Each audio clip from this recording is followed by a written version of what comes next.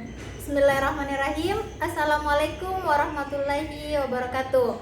Baiklah, perkenalkan, nama saya Suilda Puspitasari dari Program Studi Pendidikan Biologi Fakultas Keguruan dan Ilmu Pendidikan Universitas 19 November Kolaka.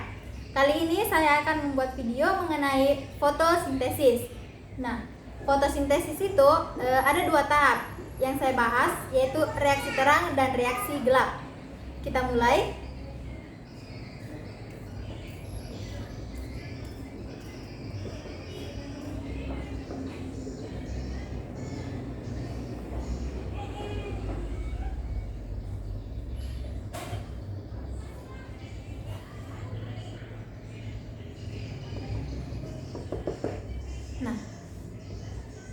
Fotosintesis. Nah, fotosintesis ini akan membentuk suatu senyawa dari senyawa anorganik menjadi senyawa anorganik menjadi senyawa organik dengan bantuan cahaya matahari dan air.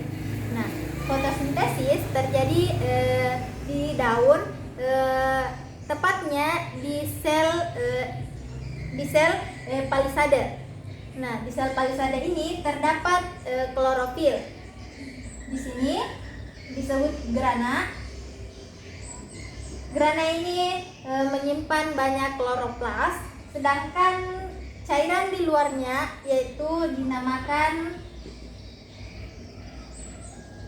stroma. Di stroma ini tempat terjadinya reaksi gelap.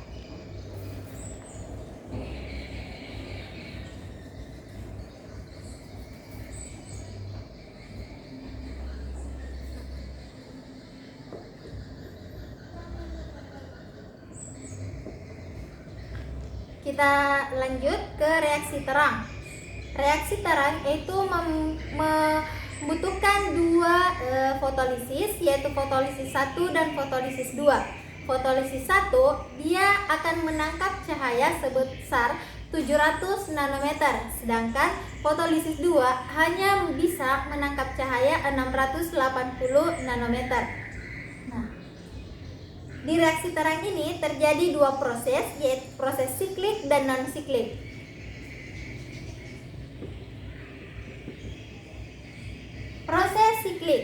Proses siklik yaitu dia membutuhkan fotolisis 1.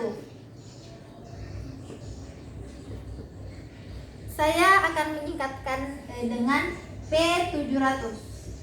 Nah, di siklik ini, proses siklik dia membutuhkan fotolisis 1 yaitu P700 dan akan menghasilkan ATP. Dia akan menghasilkan ATP. Prosesnya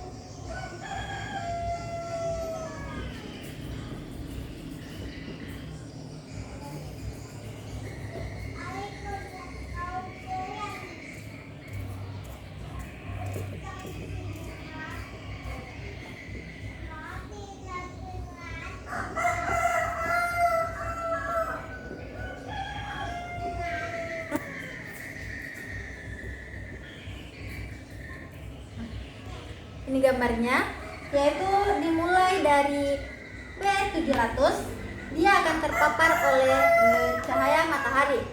Nah, cahaya matahari akan membuat P700 ini melepaskan elektronnya. Pada saat P700 melepaskan elektronnya, akseptor akan menangkap elektron tersebut. Kemudian, akseptor ini akan melepaskan kembali elektron tadi dan ditangkap oleh feredosin. Feredosin kemudian juga akan melepaskan elektron lalu ditangkap oleh sitokrom. Kompleks sitokrom tepatnya. Di sitokrom ini dia akan melepaskan kembali elektron dan ditangkap oleh feredosin. Feredosin juga akan melepaskan elektronnya untuk menjadikan F700 ini bermuatannya normal. Karena tadi elektronnya kan sudah lepas, jadi dia bermuatan tidak stabil, sehingga distabilkan kembali oleh elektron yang dilepaskan oleh ferredosin ini. Namun di sini sitokrom dan ferredosin tadi telah melepaskan elektron, sehingga dia disinilah proses terjadinya ATP sebagai hasil dari proses siklik. Jadi ATP ini merupakan hasil dari proses siklik. Kita lanjut.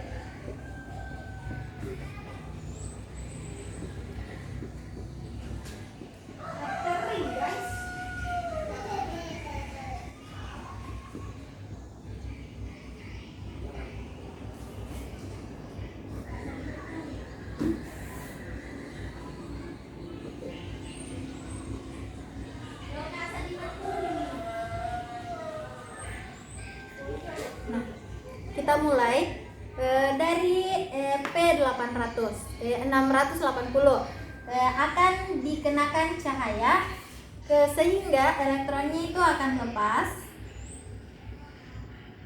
dan ditangkap oleh akseptor. Nah, akseptor juga akan melepaskan kembali elektron tersebut sehingga ditangkap oleh ferriquinon. Ferriquinon juga akan melepaskan elektronnya sehingga ditangkap oleh kompleks sitokrom. Sama, kompleks sitokrom juga akan melepaskan elektron dan ditangkap oleh ferrinosin. Nah, ferrinosin akan mengembalikan elektron ke P700 yang bermuatan tidak normal karena sebelumnya ini telah melepaskan 2 elektron dan ditangkap oleh akseptor elektron, lalu dilepaskan kembali elektronnya oleh ferredosin dan akan ditangkap oleh NADP reduktase. Nah, di sini di NADP ini setelah menangkap elektron, dia akan mengubah NADP menjadi NADPH. NADPH plus. NADPH plus ini merupakan hasil dari non-siklik. Nah, di mana hasil yang satunya? Hasil yang satunya yaitu terdapat di sini. Pada saat elektron-elektron ini lepas dari ferriquinon, sitokrom, dan ferrinosin, dia akan melepaskan energi juga sehingga dia akan mengubah ADP menjadi ATP.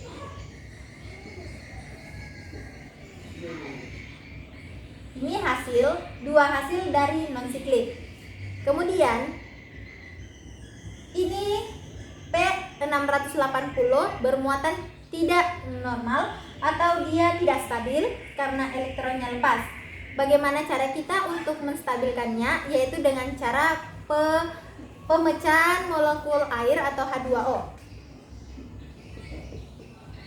Nah, H2O akan dipecah menjadi 2H+ ditambah 2 elektron bebas ditambah 1/2 O2. Nah, elektron yang ini akan disalurkan ke P680 sehingga P680 molekul di dalamnya itu stabil. Lalu 2H+ ini akan disalurkan ke NADP reduktase sehingga NADP reduktase dapat membentuk NADPH. Dan ini hasil pemecahan yang O2 akan dikeluarkan melalui stomata. Jadi itulah hasil dari siklik dan non-siklik. Kalau siklik dia hanya menghasilkan ATP, sedangkan non-siklik ada 3, yaitu ATP, NADPH, dan oksigen.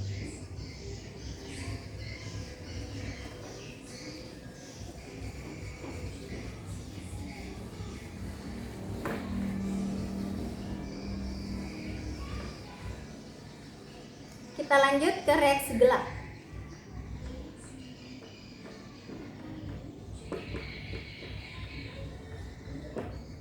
Di reaksi gelap ini, dia tidak membutuhkan cahaya matahari lagi. Dia hanya membutuhkan karbon dioksida. Nah,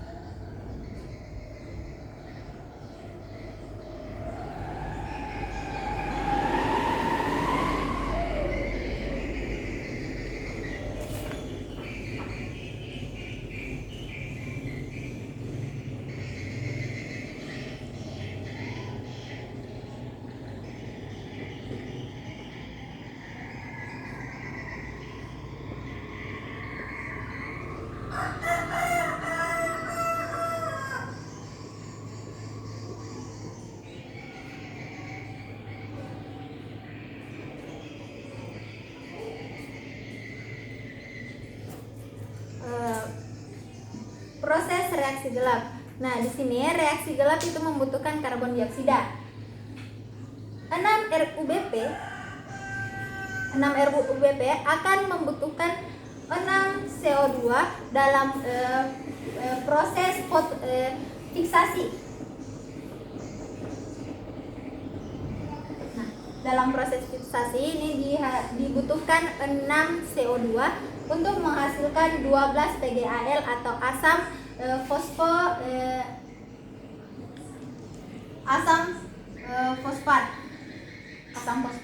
Nah, 12 PGA ini akan direduksi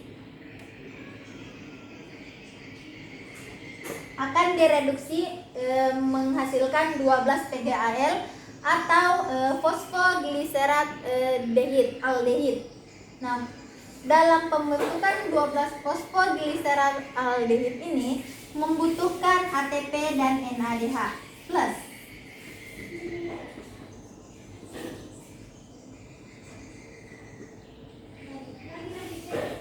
Nah, dua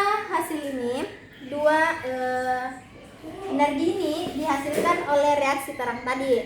Nah, selanjutnya 12 PgAl akan dipecah. Dua molekul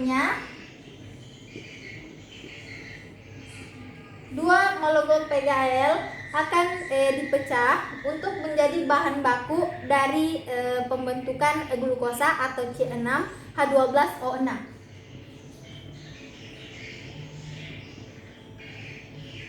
Nah, selebihnya 10 PgAl ini akan diregenerasi kembali sehingga menjadi 6 RUBP.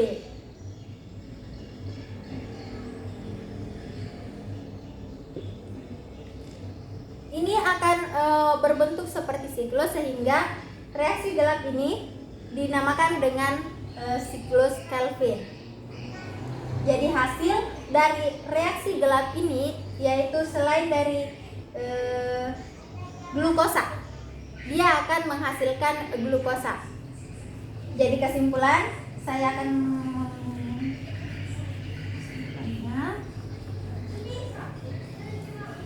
dalam fotosintesis dia membutuhkan CO2 ditambah H2O dengan bantuan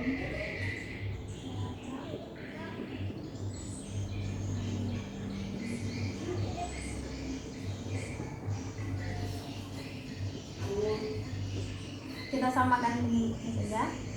Nah, fotosintesis dia pembentukan senyawa dari anorganik menjadi senyawa organik. C6CO2 ini merupakan bahan untuk digunakan dalam reaksi gelap. 6H2O. Ini dibutuhkan dalam proses reaksi terang. Dan C6H12O6 itu merupakan hasil dari reaksi gelap, dan O2 merupakan hasil dari reaksi terang. Ini merupakan hasil dan ini merupakan bahan. Ya, jadi itulah tadi penjelasan saya mengenai proses yang ada dalam fotosintesis, yaitu reaksi terang dan reaksi gelap. Demikianlah materi yang dapat saya sampaikan. Wassalamualaikum warahmatullahi wabarakatuh.